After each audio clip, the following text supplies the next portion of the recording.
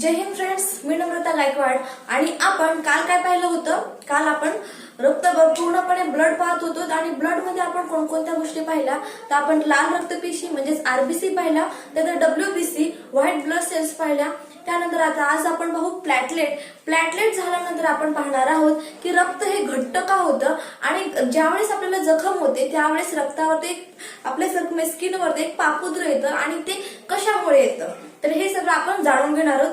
तर चला तर मग प्लॅटलेट समजून घेऊया. तर प्लॅटलेट मध्ये म्हटलं तर प्लॅटलेटला रक्तबिंबिका असं मराठीत म्हणतात. काय म्हणतात?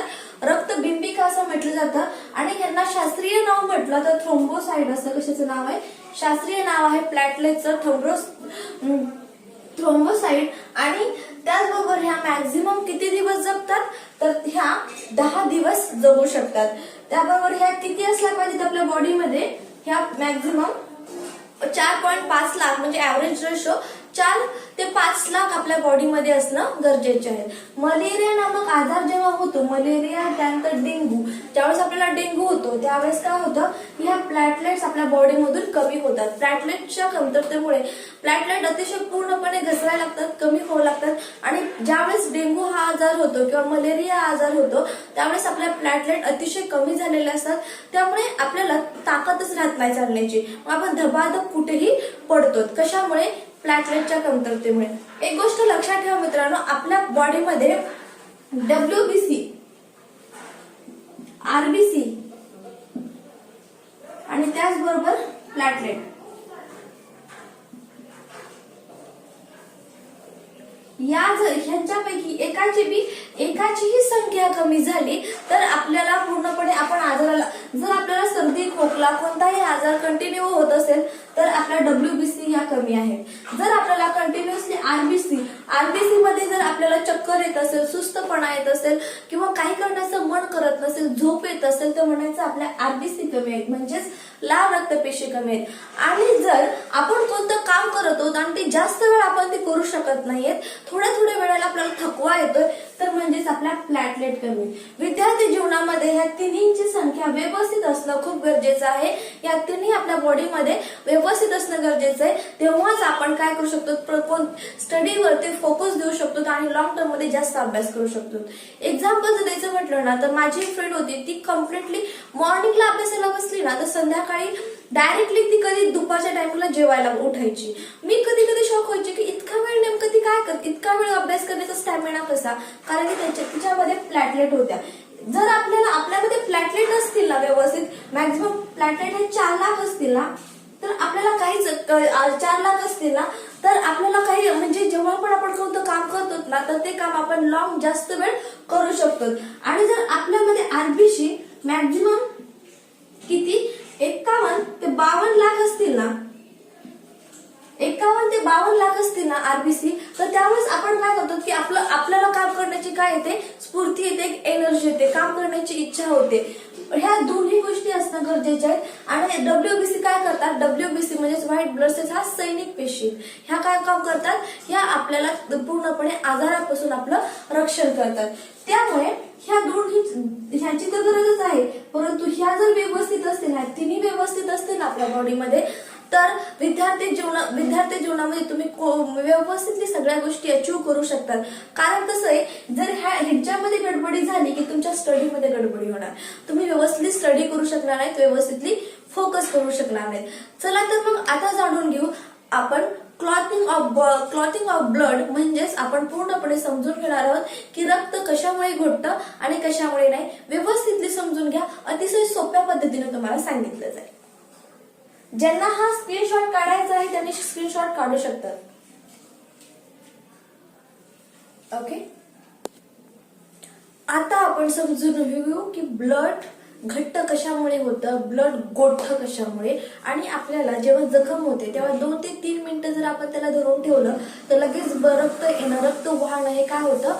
बंद होतं. ते कशामुळे होतं हे आपण समजून घेऊ. तर ही अभिक्रिया होते जी आपल्या बॉडीमध्ये होते आणि ते कुठे होते तर ते लगेच समजून घेऊ की ह्या सगळी प्रक्रिया, हे सगळे घटक कुठे तयार होतात तर हे लिव्हर मध्ये तयार होतात. तर चला आपण ब्लड क्लॉटिंग समजून घेऊयात. थायब्रोसाइट बघा, थ्रोम्बोसाइट मी सांगितलं होतं, थ्रोम्बोसाइटला काय म्हटलं जातं, प्लॅटलेट म्हटलं जातं. आणि प्लॅटलेट ही मुख्य भूमिका बजावतं कशासाठी, रक्त गोठवण्यासाठी.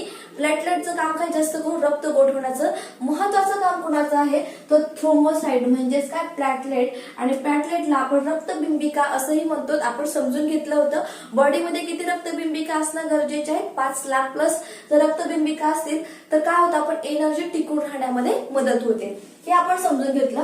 आता पूर्ण लक्ष द्या बोर्डवरती. थ्रोम्बोसाइटची अभिक्रिया जेव्हा हवेसोबत होते, वायूसोबत होते, जेव्हा बघा आता ही अभिक्रिया कशामुळे होते, जेव्हा आपल्याला जखम झाली. जखम म्हणजे काय झालं, माझ्या हाताला एक कट बसला. कट बसल्याबरोबर अभिक्रिया कशी होते आपल्या बॉडीमध्ये ते लगेच समजून घेऊ. मला इथे कट बसला. कट बसल्यानंतर काय झालं, थ्रोम्बोसाइट ऍक्टिव्ह झाला. थ्रोम्बोसाइट म्हटलं की अरे आपल्या बॉडीला कुठेतरी जखम झाली. आणि जखम झाल्याबरोबर तो कुणाच्या संपर्कामध्ये आला, वायूच्या. म्हणजे आपल्याला जेव्हा जखम होते तेव्हा आग व्हायला सुरुवात होते, हवा फिरते त्याच्यावरती, त्या जखमेवरती. आणि तो कोणाच्या संपर्कात येतो, थ्रोम्बोसाइट हा हवेच्या संपर्कात येतो. आणि हवेच्या संपर्कात आल्यानंतर तो कोण बनतो, तो बनतो थ्रोम्बोप्लास्टिड बनतो. काय बनतो, थ्रोम्बोप्लास्टिड बनतो. कोण, थ्रोम्बोसाइट. कशाच्या संपर्कात आल्यानंतर, वायूच्या. जखम झाली. जखम झाल्याबरोबर त्याला लागली हवा लागल्याबरोबर, वायू लागल्याबरोबर तो कशामध्ये गेला, थ्रोम्बोप्लास्टिड मध्ये गेला. थ्रोम्बोप्लास्टिड काय करतो, थ्रोम्बोप्लास्टिड जेव्हा येतो तेव्हा तो कॅल्शियमला म्हणतो, कॅल्शियमकडे जातो. आणि कॅल्शियमला म्हणतो की आपल्या बॉडीमध्ये जखम झालेली, तर आपल्याला लवकरात लवकर रक्त वाढण्याचं थांबवायचं आहे. तर कॅल्शियमकडे जेव्हा हे थ्रोम्बोप्लास्टिड जातो ना, त्यावेळेस कॅल्शियम म्हणतो अरे यार मी तर हे करू शकत नाहीये. मग तो काय करतो, चला आपण दोघं मिळून कुणाकडे जाऊ, प्रोथोबिनकडे जाऊ. तुम्हाला सांगितलं होतं की प्रोथोबिन हा रक्त घट्ट करण्यासाठी, प्लाझ्माला घट्ट करण्यासाठी काम करतो. मग हे दोघं मिळून कुणाकडे जातात, प्रोथोबिनकडे जातात. आणि प्रोथोबिनला काय करतात, ऍक्टिव्ह करतात. ऍक्टिव्ह म्हणजे तो प्रोथोबिन झोपलेला असतो. प्रोथोबिन जेव्हा झोपलेला असतो तेव्हा त्याला प्रोथोबिन म्हणतात. आणि प्रोथोबिन जेव्हा जागी होतो तेव्हा तो कोण बनतो, तो बनतो थ्रोबिन बनतो. कोण बनतो, थ्रोम्बिन बनतो. आणि थ्रोम्बिन बनल्यानंतर बघा डबल एकदा रिव्हिजन मारूया. थ्रोम्बोसाइट, जखम झाली आपल्याला. जखम झाल्याबरोबर थ्रोम्बोसाइट कुणाच्या संपर्कामध्ये आलेला आहे, वायूच्या म्हणजेच हवेच्या संपर्कात आला. तो काय बनला, थ्रोम्बोप्लास्टिड बनला. थ्रोम्बोप्लास्टिड गेला कुणाकडे, कॅल्शियमकडे. कशासाठी गेला, कारण की आपल्याला बॉडीमध्ये जखम झालेली आहे आणि ह्या जखमेला आपल्याला जे ब्लड वाहत आहे ते थांबवायचं आहे. हे थांबवण्यासाठी तो कुणाकडे गेला, कॅल्शियमकडे गेला. आणि कॅल्शियमकडे गेल्यानंतर कॅल्शियम म्हटला मी एकटं हे काम नाही करू शकत, चल आपण दोघं मिळून कुणाकडे जाऊया, प्रोथोबिनकडे जाऊया. प्रोथोबिन त्यावेळेस काय झालेला, तो झोपलेला होता. तो झाला ऍक्टिव्ह. आणि ऍक्टिव्ह झाल्यानंतर तो ऍक्टिव्ह झाला आणि तो काय बनला, तो जेव्हा जागी झाला ना तेव्हा तो थ्रोम्बिन बनला.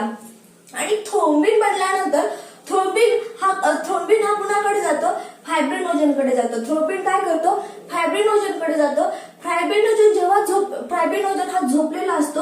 ऍक्टिव्ह कोण करतो, थ्रोम्बिन. बघा ही प्रक्रिया इथं खतम झाली. इथं यांनी कुणाला जागा केलेला आहे, प्रोथोबिनला जागा केलेली. कुणी दोघांनी मिळून थ्रोम्बोप्लास्टिड आणि कॅल्शियम या दोघांनी मिळून कुणाला जागा केलं, प्रोथोबिनला. प्रोथोबिन जेव्हा झोपेतून उठला तेव्हा तो काय बनला, थ्रोम्बिन बनला. आणि थ्रोम्बिन ज्यावेळेस फायब्रिनोजनकडे गेला, फायब्रिनोजन हा झोपेत होता. जेव्हा तो फायब्रिनोजन ऍक्टिव्ह झाला तेव्हा तो काय बनला, फायब्रिन बनला. आणि इथेच ही अभिक्रिया कम्प्लीट झाली. इथेच काय झाली, फायब्रिन बनला. आणि फायब्रिन बनल्यानंतर फायब्रिनचं काम काय, तर फायब्रिन एक जाळीदार हे असते, जाळीदार नेट असते, एकदम जाळीदार. आणि ह्याच्यामध्ये ज्या काही आपल्या सेल्स आहेत म्हणजे पेशी आहेत, ह्या अशा पद्धतीची जाळी आपल्या पूर्णपणे बघा इथे ही जखम झाल्यानंतर ना अशा पद्धतीची जाळी तयार होते. आणि ही जाळी मध्ये पूर्णपणे जे रक्तबिंबिका आहेत अशा पद्धतीची जाळी तयार होते त्या जखमेला. आणि जे रुधिराणू आहेत, रुधिराणू म्हणजेच काय, आरबीसी आहे, डब्ल्यूबीसी आहेत, प्लॅटलेट आहेत, हे काय करतात, ह्याच्यामध्ये अडकले जातात. आणि ह्याच्यामध्ये अडकल्यानंतर रक्तप्रवाह ऑटोमॅटिकली कमी होत जातो. आणि पूर्णपणे तिथं थोड्या दिवसानंतर किंवा थोड्या वेळानंतर तिथं काय ते पापुद्रा यायला सुरुवात होते. जखमेवर काय यायला सुरुवात होते, पापुद्रे यायला सुरुवात होते. आणि हे पापुद्रे आल्यानंतर तिथं रक्तप्रवाह काय होतो, कमी होतो. परंतु प्रश्न हा पडला असेल तुम्हाला की ठीक आहे, जखम झाल्यानंतर ही अशी अभिक्रिया बनते फायब्रिनोजन आणि हे सगळ्यांचं काम, थ्रोम्बिनचं काम, फायब्रिनोजनचं काम, हे सगळ्यांचं काम काय की जखम झाली ना तर याला गोठवायचं म्हणजे गोठवायचं, रक्त जे फ्लो होतं तो थांबवायचं काम कुणाचं असतं, या सगळ्या घटकांचं. आणि हे अतिशय फास्टली काम करतात. आणि हे घटक कुठे तयार होतात तर हे घटक लिव्हरमध्ये तयार होतात. कुठे? लिव्हरमध्ये. बरोबर. पण आपल्याला हा प्रश्न पडत असेल की जर आपल्या जो ब्रेन आहे किंवा नसा आहेत ह्याच्यामध्ये जर हे घटक ऍक्टिव्ह झाले तर आपला जो रक्ताचा प्रवाह आहे तो प्रवाह बंद होऊ शकतो आणि आपल्याला अटॅक येऊ शकतो. बरोबर. आता बघा माझे जे धमन्या आहेत, धमन्यामध्ये जो रक्त प्रवाह आहे हे घटक त्या धमन्यांना हे घटक एकत्र मिळून काय करू शकतात, धमन्यांमध्ये रक्ताला थांबवू शकतात. बरोबर. आणि जर रक्ताला जर त्यांनी थांबवलं म्हणजे आतमध्ये आपल्या नसांच्या आतमध्ये जर जखम झाली म्हणजे आपल्या जर आतमध्ये नसा कट झाल्या, आतमध्ये स्किनवरती किंवा वरच्या नसा म्हणते का आतमध्ये, जसे की ब्रेन हॅमरेज होतो. ब्रेन हॅमरेज कशामुळे होतो? ब्रेनच्या नसा अतिशय छोट्या छोट्या असतात आणि बारीक असतात आणि त्यांना जेव्हा मार लागतो किंवा त्या जेव्हा कट होतात त्यावेळेस काय होतं, कट झाल्या तर तुम्हाला असं वाटेल की ब्रेन तिथं काय होतं की हे घटक ऍक्टिव्ह जर झाले तर तिथे काय होणार की पूर्णपणे गुठली निर्माण होणार, रक्त तिथं साठलं जाणार आणि आपल्याला ब्रेन हॅमरेज होणार. मग तो कशामुळे होतं? जेव्हा वरतून मार लागतो. परंतु आतून जो काही नसा आहेत, आतून जो काही आपला रक्तप्रवाह होत आहे आपल्या नसांच्या थ्रू, आपल्या धमन्यांच्या थ्रू, आपल्या शिरांच्या थ्रू, ह्यांना जर मधून जर काही जखमा झाल्या तर मात्र मधून जखमा झाल्या तर आपल्याला प्रॉब्लेम हा येऊ शकतो की हे काय करणार, सगळे मिळून रक्त गोठवणार आणि त्यामुळे आपला जीव पण जाऊ शकतो. मग ह्याच्यासाठी देवाने एक भारी सिस्टीम बनवून ठेवली आहे माहिती का? ह्याच्यासाठी एक हॅप्रिन आहे. हॅप्रिन हा असा आहे ना, हा मध्ये हॅप्रिन नामक हा हॅप्रिन काय करतो, हा हॅप्रिन असा आहे की शरीरामध्ये कुठेही काही जखम झाली तरी हा हॅप्रिन पूर्णपणे ह्यांच्यावर भारी पडतो. ह्या सगळ्यांवर भारी पडण्याचं काम कुणाचं आहे तर ह्या हॅप्रिनचं. हा हॅप्रिन म्हणतो या तुम्ही सगळे या पण मी रक्त गोठवू देणार नाही. आणि हा मध्ये काम करतो आपल्या नसांमध्ये, आपल्या धमन्यांमध्ये. ह्याच्यामुळे काय होतं की आपल्या आतून ज्यावेळी जखम होते ना त्यावेळेस रक्त गोठलं जात नाही का तर ह्या हॅप्रिनमुळे. आणि हा हॅप्रिन काय करतो, रक्त गोठवू देत नाही. तो म्हणतो की तुम्ही फक्त रक्त गोठवा, मी बघतोच तुम्हाला. म्हणजे रक्त गोठवू नाही द्यायचं काम कुणाचं असतं, ह्या हॅप्रिनचं असतं. परंतु कधी कधी असाही प्रश्न, कधी आज तुम्हाला असंही वाटलं असेल की हा रक्त गोठवू देत नाही. मग जर बाहेर समजा हॅप्रिन ऍक्टिव्ह झाला तर आपलं रक्त गोठलं नाही गेलं, आपलं रक्त थांबलं नाही, जर कट लागला आणि आपलं रक्त जर कंटिन्यू थांबलं नाही तर आपल्याला प्रॉब्लेम होऊ शकतो. तर बघा ह्या हॅप्रिनचा एक विकनेस आहे. तो विकनेस असा आहे की हॅप्रिन जर हवेच्या संपर्कात आला तर मरून जातो. हॅप्रिन जर हवेच्या संपर्कात आला तर त्याची डेथ होते आणि डायरेक्टली हे घटक ऍक्टिव्ह होतात. म्हणजे जखम झाल्याबरोबर जर वायूचा संपर्क आला हॅप्रिन डायरेक्ट मेला जातो. आणि हॅप्रिन मेला की डायरेक्टली हे काय करतात, शरीरावरती जखम झालेली त्यावेळेस हे काय करतात, थ्रोम्बोसाइट असेल, प्रोथ्रोम्बिन असेल, फायब्रिनोजन असेल, हे डायरेक्टली मिळून काय करतात, रक्त गोठवायच्या प्रक्रियेला स्टार्ट करतात आणि रक्त गोठवतात. आणि काय म्हणतात, हॅप्रिन तू आता थांबव आम्हाला, आम्ही मिळून थांबवणार. आणि फायब्रिनोजनचं काम काय आहे, जाळी तयार करणं. बघा डबल एकदा बघा, हॅप्रिन आणि जेव्हा आतमध्ये काही जखम होते त्यावेळेस हॅप्रिन काय करतो, हॅप्रिन हा पूर्णपणे रक्त आतमध्ये जेव्हा काही जखम होते ना त्यावेळेस यांना पूर्णपणे भारी पडतो हा हॅप्रिन. ह्याच्यामुळे ह्या हॅप्रिनमुळे हे जे थ्रोम्बोसाइड आहेत, थ्रोम्बिन आहे, फायब्रिनोजन आहे, हे काय करतात, ह्याच्यामुळे त्यांना रक्त गोठवू देत नसल्या, आतमध्ये रक्त गोठवू देत नाही, त्यामुळं हे काहीच करू शकत नाहीत. आतमध्ये रक्त गोठवू शकत नाही शरीराच्या आतमध्ये. परंतु ज्यावेळेस शरीराच्या बाहेर हवेचा संपर्क येतो तेव्हा मात्र हॅप्रिनची डेथ होते आणि तेव्हा हे सगळे ऍक्टिव्ह होतात आणि रक्त गोठवायला स्टार्ट करतात. तुम्हाला कधी कधी बघा जेव्हा डॉक्टर असतात ना त्यावेळेस ते काय करतात की पूर्ण हवा ही अशी करून काढून टाकतात. इंजेक्शन ज्यावेळेस असतं ना त्या इंजेक्शन मधली पूर्ण हवा काढून टाकतात. का काढून टाकतात की त्यांना माहित आहे की जर शरीराच्या आतमध्ये हवा गेली तर हॅप्रिन मारला जातो आणि त्या ठिकाणचा जो भाग आहे ना आपला सुजतो आणि त्रास व्हायला लागतो. कशामुळे की त्या ठिकाणी तेवढ्याच भागामध्ये जे इंजेक्शन दिलेलं असतं ना तेवढ्या भागामध्ये हवा गेलेली असते, त्या इंजेक्शन थ्रू हवा गेलेली असते आणि तिथला हॅप्रिन काय होतो, तिथला हॅप्रिन मरतो आणि हे जे थ्रोम्बिन आहे, थ्रोम्बोसाइड आहे, हे ऍक्टिव्ह होतात आणि तिथे रक्त गोठवून टाकतात जेवढ्या भागामध्ये हवा गेलेली आहे, जेवढ्या प्रमाणामध्ये हवा गेलेली आहे. आणि अजून एक म्हणायचं, जेव्हा सलाईन लावतात ना त्यावेळेस ज्यावेळेस ती नर्स असते ना ती काय करते की थोडंसं जे पाणी आहे ते सलाईन मध्ये तसंच ठेवते.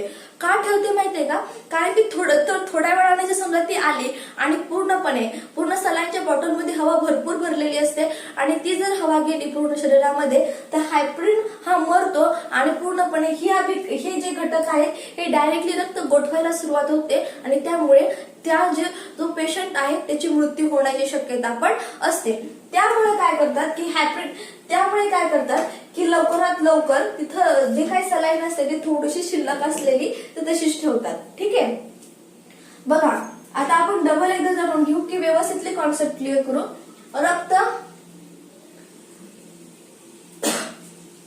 क्लॉटिंग कशी होते, रक्त गोठण्याची प्रक्रिया, त्यामध्ये थ्रोम्बोसाइट म्हणजे प्लास्टेट आपल्याला जखम झाल्याबरोबर काय झालं, थ्रोम्बोप्लास्टेटचं काम काय आहे, थ्रोम्बोप्लास्टेटचं काम काय म्हणजे प्लॅटलेटचं काम काय, रक्त गोठवण्याचं काम आहे. तो कुणाच्या संपर्कात आला, जखम झाल्याबरोबर तो वायूच्या म्हणजे हवेच्या संपर्कात आला आणि तो कोण बनला, थ्रोम्बोप्लास्टेट बनला.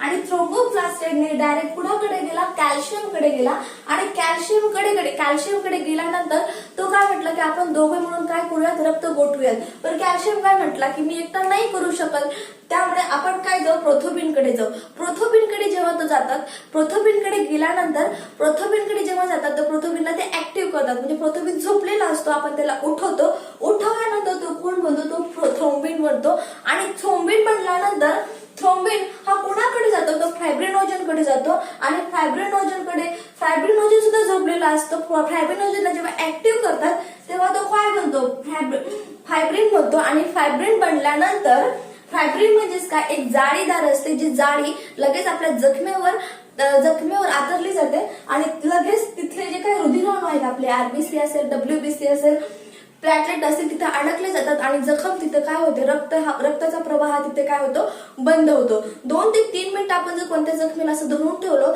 तर तिथे ठेवल्यानंतर काय होतं, हे पूर्णपणे रक्तप्रवाह हा बंद होतो. ओके, इथपर्यंत सगळ्यांना समजलं, सगळ्यांनी स्क्रीनशॉट घेऊ शकतात. ओके, तर त्याबरोबर जर म्हटलं तर आता ब्लड क्लॉटिंग, आता हेच समजलं. आपण हॅप्रिन पण बघितला. हॅप्रिनचं काम काय आहे की आतमध्ये शरीराच्या